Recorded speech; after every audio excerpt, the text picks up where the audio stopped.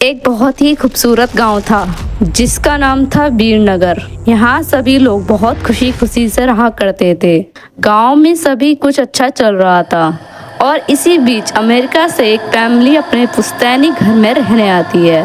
उस परिवार में पति पत्नी और उनका एक छोटा सा बेटा था जो अपनी पुरानी हवेली में रहने आए थे। उनके आते ही गांव में खुशी की लहर दौड़ पड़ी, क्योंकि ये फैमिली कोई और नहीं बल्कि इसी गांव के रहने वाले एक पुराने जमींदार की थी और गांव वाले उनकी बहुत इज्जत करते थे। सब कुछ ठीक चल रहा था, लेकिन अचानक एक दिन इस परिवार के बच्चे की तबीयत अचानक बिगड़ने लगती है। सभी को लगता है मौसम का परिवर्तन हुआ होगा, लेकिन बात तो कुछ और ही थी। धीरे धीरे लड़के का चेहरा नीला पड़ने लगा।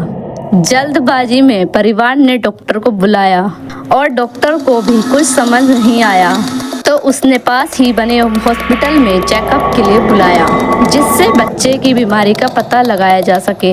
परिवार ने डॉक्टर की सलाह अनुसार हॉस्पिटल जाना जरूरी समझा। सारे चेकअप होने के बाद भी कुछ हासिल नहीं हुआ। जैसे ही सारा परिवार गांव पहुंचा, तो गांव के कुछ बुजुर्ग ने बच्चे की हालत देखकर उन्हें समझाया कि तुम ओझा के पास जाओ। आज भी गांव के पुराने रीति रिवाज के अनुसार झाड़ फूंक करके इलाज करने की प्रथा कायम है। परिवार के सभी सदस्य बच्चे के लिए ओझा के पास जाने के लिए तैयार हो गए। गांव के पास ही पहाड़ी में एक बाबा रहते थे जो कि काली विद्या में माहिर थे।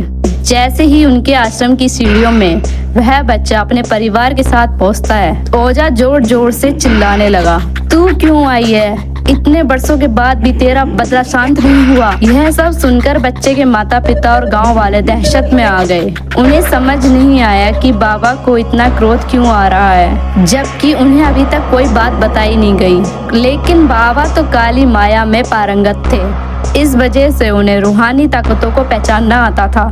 सभी लोगों ने आश्रम में प्रवेश किया, लेकिन बाबा ने केवल उस बच्चे को पास आने को कहा। बच्चे की हालत बहुत ही खराब थी। उसकी आंखें लाल हो चुकी थी, उसका शरीर नीला दिखाई पड़ रहा था और उसके शरीर का तापमान आम बुखार से कई ज्यादा था। ओझा ने विभूति उठाकर बच्चे के मुंह पर फेंका। बच्चा जमीन पर लेट गया और जोर जोर से हाथ पैर हिलाने लगा।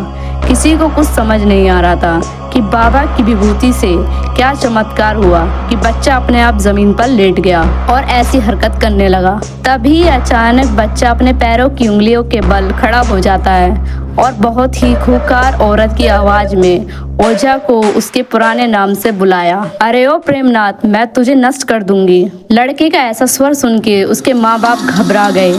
लड़के को इस अवस्था में देखकर उन्हें कुछ समझ नहीं आ रहा था कि ऐसा क्यों हो रहा है। तभी ओझा ने एक मंत्र पढ़कर बच्चे को अपने काबू में किया। सारे गांव वाले ओझा से पूछने लगे, बाबा ये सब क्या है?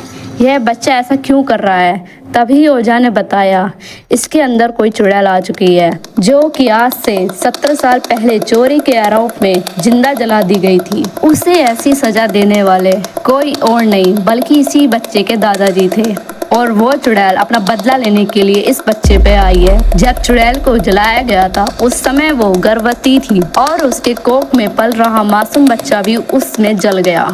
इस वजह से वह उस वंश के बच्चे को भी दर्दनाक मौत देना चाहती है ताकि उसका बदला पूरा हो सके। यह सारी कहानी जानने के बाद उसके परिवार वाले ओझा के सामने गिड़गिड़ाने लगे और अपने बच्चे की जान की भीख मांगने लगे। तभी ओझा ने अपनी घोर तपस्या शक्ति से मंत्र के उच्चारण के साथ उस चुड़ैल को मासूम बच्चे से बाहर निकाल दिया और कुछ ही क्षण में बच्चा सामान्य हालत में आने लगा। सभी को लगा कि सब कुछ हमेशा के लिए ठीक हो गया, लेकिन यह तो एक शुरुआत है। अगर आपको वीडियो पसंद आई हो तो प्लीज़ चैनल को लाइक एंड सब्सक्राइब कीजिए।